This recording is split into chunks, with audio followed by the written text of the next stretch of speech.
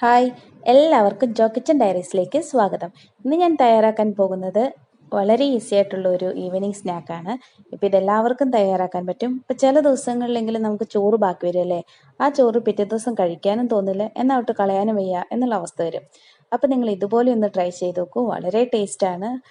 ഉള്ളൊക്കെ ഭയങ്കര സോഫ്റ്റും പുറമേ നല്ല ക്രിസ്പി ആയിട്ടുള്ള ഒരു ഈവനിങ് സ്നാക്കാണ്. എല്ലാവരും ഇതൊന്നും ട്രൈ ചെയ്യണേ. വീഡിയോയിലേക്ക് പോകുന്നതിന് മുൻപേ നിങ്ങൾ ഇതുവരെ ചാനൽ സബ്സ്ക്രൈബ് ചെയ്യാത്തവരാണെങ്കിൽ താഴെ കാണുന്ന റെഡ് സബ്സ്ക്രൈബ് ബട്ടണിൽ അമർത്തുകയും കൂടെ കാണുന്ന ബെല്ലൈക്കൺ കൂടെ അമർത്തിയാൽ ഞാൻ വീഡിയോ ഇടുമ്പോൾ നിങ്ങൾക്ക് അപ്പോൾ തന്നെ നോട്ടിഫിക്കേഷൻ ലഭിക്കുകയും അപ്പോൾ തന്നെ വീഡിയോ കാണാനും സാധിക്കും. ഇതിനായിട്ട് ഞാനിവിടെ എടുക്കുന്നത് 2 കപ്പ് ചോറാണ്. ഇപ്പോൾ ഏത് റൈസ് ആണെങ്കിലും കുഴപ്പമില്ല, പിന്നെ എത്ര ക്വാണ്ടിറ്റി ഉണ്ടെങ്കിലും കുഴപ്പമില്ല, ബാക്കി വരുന്ന അത്രയും ചോറ് എടുത്തോളുക. ഇതൊന്ന് നമുക്ക് മിക്സിയിലോട്ടൊന്ന് അടിച്ചെടുക്കാം. നന്നായിട്ടൊന്നും അരയേണ്ട ആവശ്യമില്ല, ജസ്റ്റ് ഒന്ന് അടിഞ്ഞു കിട്ടിയാൽ മതി. ഇപ്പം നല്ല വെന്ത ചോറാണെങ്കിൽ ഒന്ന് ക്രഷ് ചെയ്തെടുത്താലും മതി, മിക്സിയിൽ അടിക്കണമെന്നുമില്ല. ഇപ്പം ഞാനിത് 2 ട്രിപ്പായിട്ടാണ് അടിക്കുന്നത്. അപ്പോൾ രണ്ടാമത്തേത് നമുക്കിട്ട് കൊടുക്കാം. ഇപ്പോൾ ഇതൊന്ന് ചെറുതായിട്ടൊന്ന് അടിച്ചിട്ട് വരാം. അപ്പോൾ ഇതുകൂടെ അടിച്ചെടുത്തിട്ടുണ്ട്. ഇത് നമുക്ക് ഒരു ബൗളിലേക്ക് ഇട്ട് കൊടുക്കാം. അപ്പോൾ ചില ചോറൊക്കെ അങ്ങനെ തന്നെ കിടപ്പുണ്ടാവും, അത് കുഴപ്പമൊന്നുമില്ല. എല്ലാം അരിഞ്ഞില്ലെങ്കിലും കുഴപ്പമൊന്നുമില്ല. ഇതിലേക്ക് ഞാൻ ഒരു കപ്പ് റവയാണ് എടുക്കുന്നത്, വറുക്കാത്ത റവയാണിത്. അപ്പോൾ ഇത് നമുക്ക് ആവശ്യാനുസരണം ഇട്ട് കൊടുക്കാം.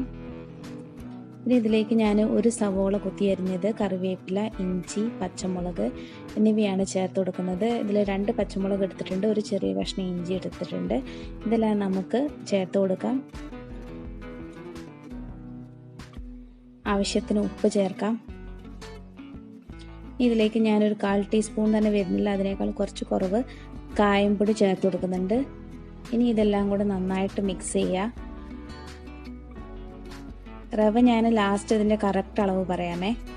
ഇതിലേക്ക് ഞാനൊരു 1/4 ടീസ്പൂൺ ഗരം മസാലയും കൂടെ ചേർക്കുന്നുണ്ട്. അപ്പോൾ ഇത് വറുക്കുമ്പോഴൊക്കെ നല്ലൊരു ഫ്ലേവറാണ്, നല്ലൊരു മണവും പിന്നെ പ്രത്യേകം നല്ല രുചിയാണ്. ഇപ്പോൾ ഇത് കുറച്ച് നല്ല സ്റ്റിക്കി ആയിട്ടാണ് ഇരിക്കുന്നത്, ഇത്രയും സ്റ്റിക്ക് വേണ്ട. അപ്പോൾ അതുകൊണ്ട് ഞാൻ കുറച്ചും കൂടെ റവ ചേർക്കുന്നുണ്ട്. വീണ്ടും ഇത് നന്നായിട്ട് മിക്സ് ചെയ്യുക. അപ്പോൾ കൂടുതൽ റവ ചേർക്കാനും പാടില്ല. അപ്പോൾ കൂടുതൽ റവ ചേർത്ത് കഴിഞ്ഞാൽ നമ്മുടെ ഉള്ളൊക്കെ അങ്ങ് ക്രിസ്പി ആയി പോകും. അതുകൊണ്ട് കുറച്ച് ഒട്ടിപ്പിടിക്കുന്ന രീതിയിലും വേണം. പിന്നെ ഇതിൽ സേമിയ എടുക്കുന്നുണ്ട്. അപ്പോൾ സേമിയ ഒട്ടണമെങ്കിലും കുറച്ച് ഇത് റവ ഒട്ടിപ്പിടിക്കുന്ന പോലെ തന്നെ വേണം. ഇപ്പോൾ വല്ലാണ്ട് ഒട്ടിപ്പിടിക്കണമൊന്നുമില്ല, എന്നാൽ ചെറുതായിട്ടൊരു ഒട്ടൽ പോലെ ഉണ്ട് താനും, ഉണ്ട പിടിക്കാനൊക്കെ പറ്റുന്നുണ്ട്.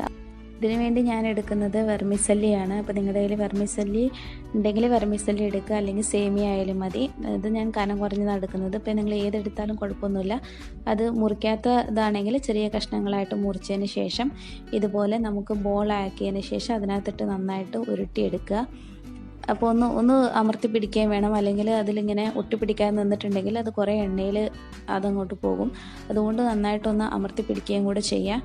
അപ്പോൾ ഇതുപോലെ നമുക്ക് എല്ലാം ഇങ്ങനെ തയ്യാറാക്കി എടുക്കാം. ആദ്യം സെറ്റിലുള്ളത് മാത്രം ആദ്യം ഉണ്ട പിടിച്ചാൽ മതി. ബാക്കി നമുക്ക് ആദ്യത്തെ സെറ്റ് വറുത്തുകൊണ്ടിരിക്കുന്ന സമയത്ത് ഉണ്ട പിടിച്ചാലും മതി. അപ്പോൾ ഞാൻ കുറച്ചെണ്ണ ഇവിടെ ഉണ്ട പിടിച്ച് വെച്ചിട്ടുണ്ട്. അപ്പോൾ നമുക്കിതൊരു എണ്ണ ചൂടായ പാനിലേക്ക് നമുക്കിതിട്ട് കൊടുക്കാം.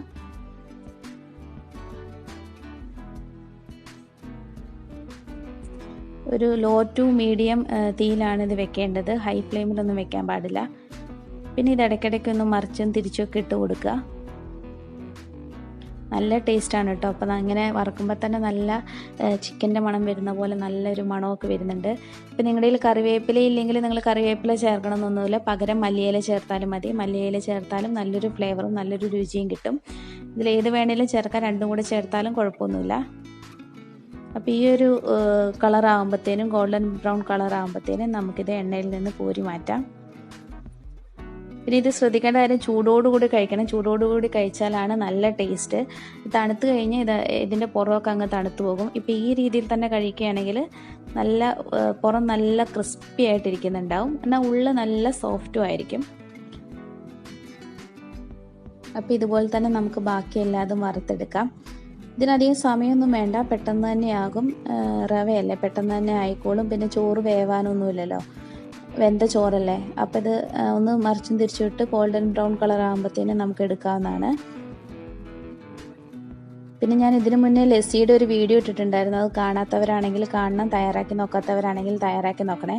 നല്ല ടേസ്റ്റാണ്. അപ്പോൾ നമുക്ക് ജ്യൂസ് ഉണ്ടാക്കുന്ന അത്ര പണിയുമില്ല, പെട്ടെന്ന് തന്നെ തയ്യാറാക്കാൻ പറ്റുകയും ചെയ്യും. അപ്പോൾ ഇതിവിടെ റെഡി ആയിട്ടുണ്ട്. നമുക്ക് ഇതിൽ നിന്ന് കോരി മാറ്റാം.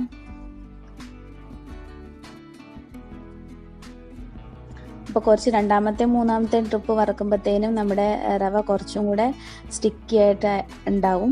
അപ്പോൾ അത് കുഴപ്പമില്ല, നിങ്ങൾ വീണ്ടും റവ ചേർക്കാനൊന്നും നിൽക്കണ്ട, അതുപോലെ തന്നെ വറുത്തെടുത്താൽ മതി. ഞാനിവിടെ 1/2 കപ്പ് റവയാണ് കേട്ടോ യൂസ് ചെയ്തത്. 2 കപ്പ് ചോറിന് 1/2 കപ്പ് റവ. അപ്പോൾ ഇതിവിടെ എല്ലാം തയ്യാറായിട്ടുണ്ട്.